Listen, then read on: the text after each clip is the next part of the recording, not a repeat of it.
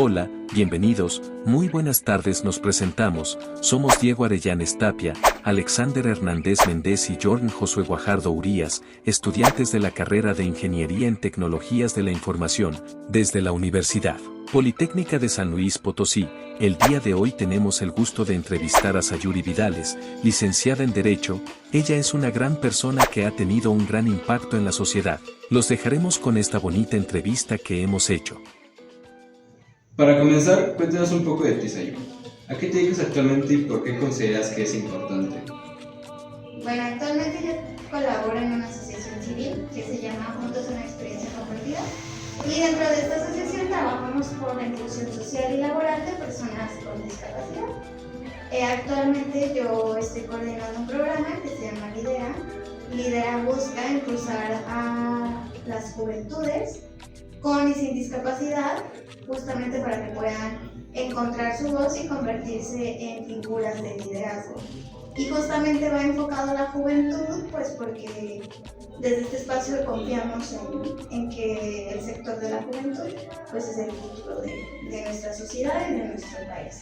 Y considero que es importante precisamente por eso, y porque también las personas con discapacidad pertenecen a un sector históricamente vulnerado desde hace muchos años, y pues entonces en la búsqueda de la empatía, de la inclusión, pero también de la justicia y de la igualdad, pues se necesitan acciones afirmativas, y pues este es un espacio desde el cual, o es una plataforma desde el cual las impulsamos. Ok, perfecto. ¿Qué experiencia personal despertó tu deseo de influir en la sociedad, o de generar un cambio en tu entorno? Pues yo creo, no podría decir que es una experiencia en concreto de que un día en la noche yo sentí, no, más bien es como un cúmulo de varias vivencias, de varias experiencias. Al yo pues nacer con una discapacidad, obviamente que en mi día a día pues me fui encontrando como con muchos obstáculos, ¿no? Muchos momentos, muchas vivencias en las que sentí como no encajas, no perteneces, no eres como los demás y eso está mal, ¿no? Entonces, obviamente fue a medida que fui creciendo. Yo diría que como que las experiencias así más marcadas fueron entre la pubertad y la adolescencia. Entonces, mucho tiempo en mi vida yo pensé que justo que era normal sentirme así, porque pues yo había nacido en un mundo que no había sido hecho para mí, ¿no?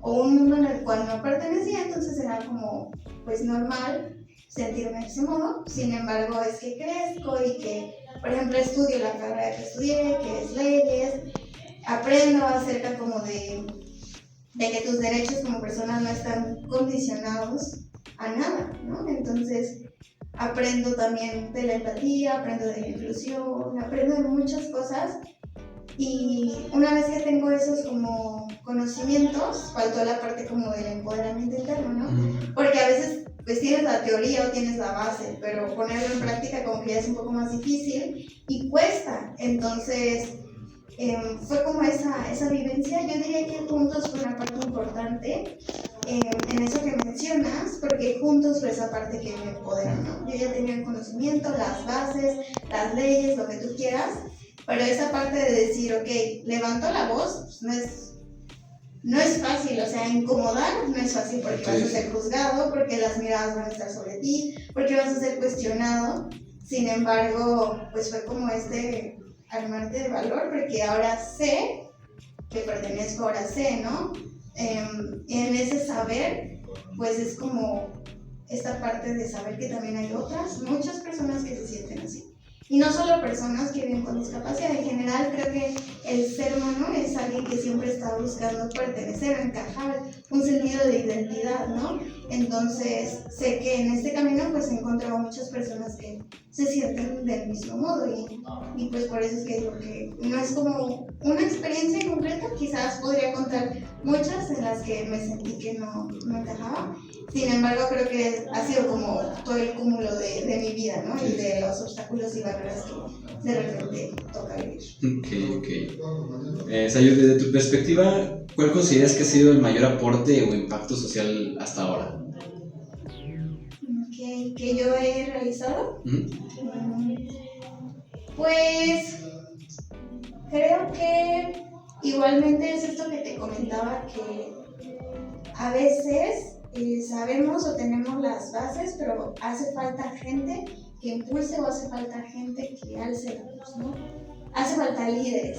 Entonces creo que ha sido como este camino de convertirme yo también en una líder. Justamente por ahí te cuento que ahorita estoy coordinando el programa de Lidera, pero la primera generación yo fui beneficiaria de Lidera, es decir, yo era una de estos jóvenes que cursan el programa, que toman las sesiones, que realizan estas actividades, y fue esto también parte de lo que me permitió como verme a mí misma más que una condición de discapacidad, ¿no? Verme a mí misma pues como un ser, obviamente un ser humano con capacidades, con habilidades, con debilidades, con fortalezas, etc.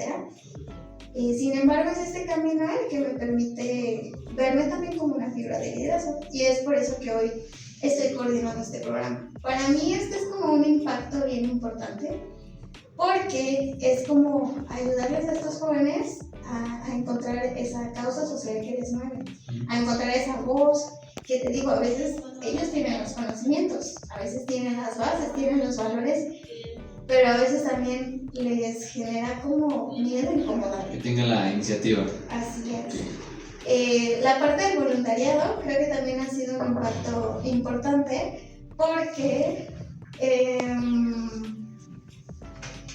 Pero este camino, tengo en cuenta que no ha sido muy sencillo, tal cual lo que has vivido. Creo que has sido una persona muy influyente, Sayu.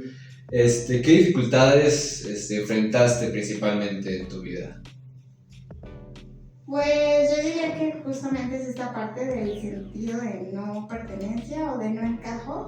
Hay como, al ser una persona con discapacidad te enfrentas a barreras, por ejemplo, estructurales, de que cosas importantes y básicas, como que las calles están mal hechas, que no hay rampas, que hay escalones, que si quiero ir, por ejemplo, a una institución de dependencia de gobierno, no hay elevador, ni siquiera entro, ¿no? Entonces, ¿cómo puedo yo pensar en acceder a la justicia? ¿Cómo puedo pensar yo en que, a lo mejor yo quiero tener este puesto o aquel? Pues ni siquiera puedo acceder, ¿no? Están las barreras de comunicación, que también tienen que ver con cómo llega la información a ti, qué tan accesible es justo la difusión de esa información. Pero yo diría que uno de los obstáculos más fuertes que he vivido son las barreras de actitud, porque tienen mucho que ver con el capacitismo. El capacitismo es este pensamiento, este sistema que considera que una persona con discapacidad es inferior a alguien que no tiene ninguna discapacidad, simplemente pues por el hecho. Exacto, de vivir con eso, ¿no? Y eso se puede manifestar de muchas maneras. Por ejemplo, esta lástima que está disfrazada de admiración, ¿no? Estos comentarios de, qué autoestima tan fuerte tienes, ¿no? O no sé cómo le haces para vivir así, qué valiente, yo no podría. No, estos comentarios que a final de cuentas, aunque tú quieras aparentar admiración, das a entender que lo que realmente sientes es lástima, o que consideras a esa persona inferior, ¿no? Pero también están este otro extremo del capacitismo, que tiene que ver con simplemente considerar a la persona inferior y no disfrazar tu lástima ni nada. O sea, te hago saber que no encajas, te hago saber que no mereces, te hago saber que no perteneces. Y entonces muchas veces, desde que yo, no sé, salí y estudié el kinder, la primaria, fue como estas acciones, estas actitudes de no perteneces, te estamos haciendo un favor al permitir que estudies aquí, no encajas, o sea, como muchas experiencias de discriminación, de acoso, de bullying.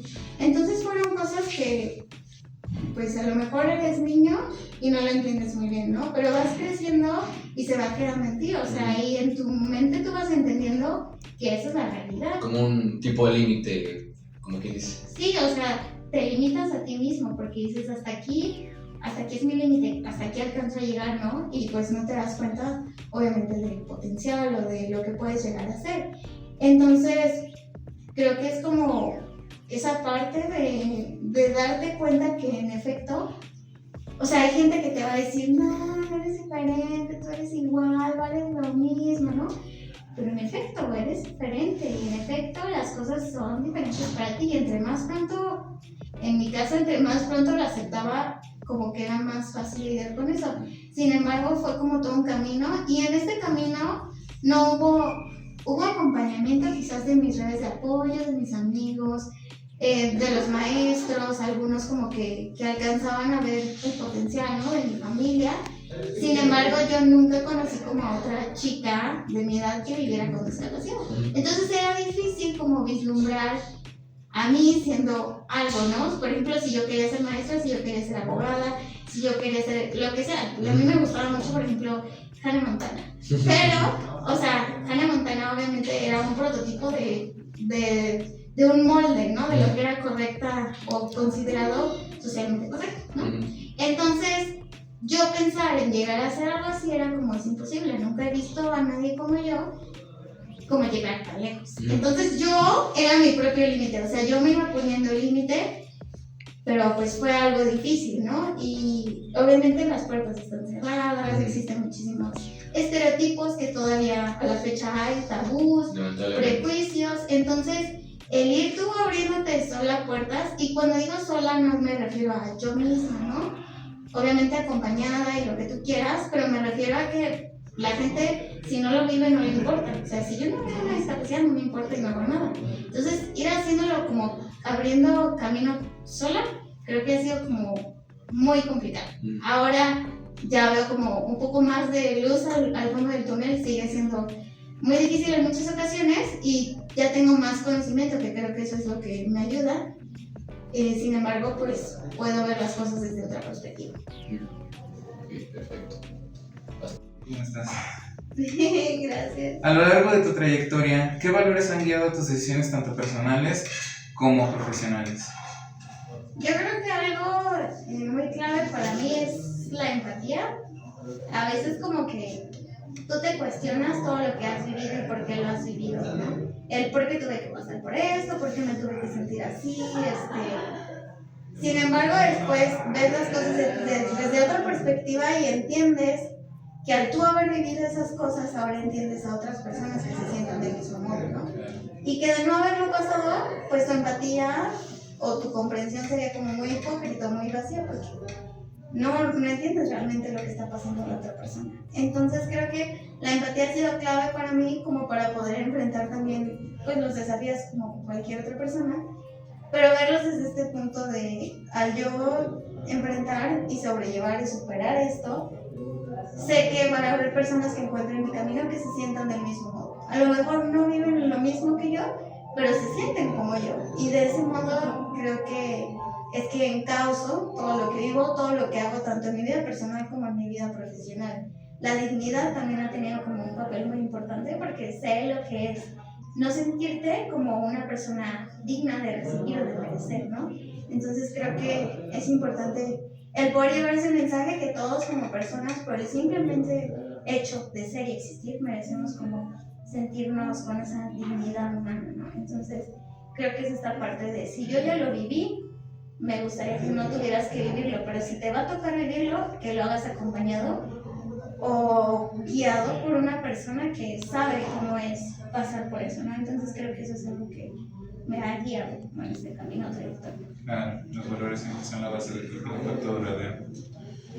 Muy bien, para cerrar esta entrevista, ¿qué mensaje te gustaría dejar a las personas que te escuchan el día de hoy? Pues justamente esta parte de aprender a encauzar todo lo que vivimos, saber y sentir como que a veces pensamos que estamos solos, pero no sabemos que hay mucha gente sintiéndose como nosotros.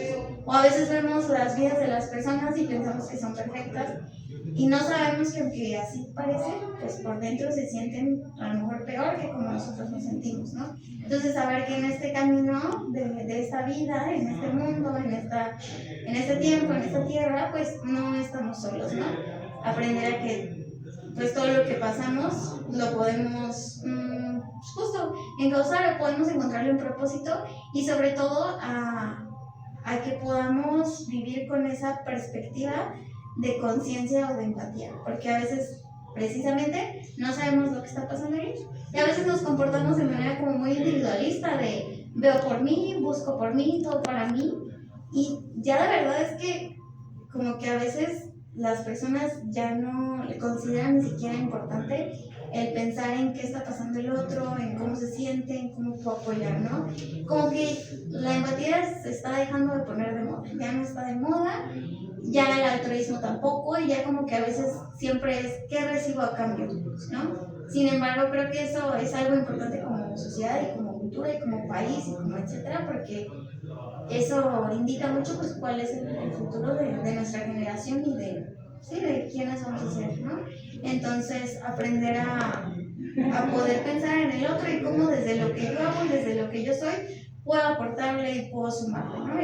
Y que todo eso que yo haga, pues en algún momento también va a regresar a mí, ¿no? Entonces, creo que ese es como el mensaje que me gustaría dejar y que trato de dejar siempre como en todas las cosas que hago. Bueno, pues muchas gracias, Ayur, por compartirnos tu tiempo, tu experiencia y tu mensaje. Ha sido un gusto conocerte y poder platicar un poquito contigo. Y muchas gracias también a ustedes que nos estuvieron viendo. Gracias por escucharnos y hasta la próxima.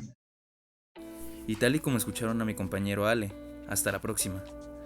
Pero más y nada también nos quedamos con una conclusión de esta entrevista que le hemos hecho a la licenciada en Derecho, Sayori Vidales, que sería más que nada un mensaje que nos deja a nosotros los jóvenes, como de tal manera vamos a reflejar en un futuro.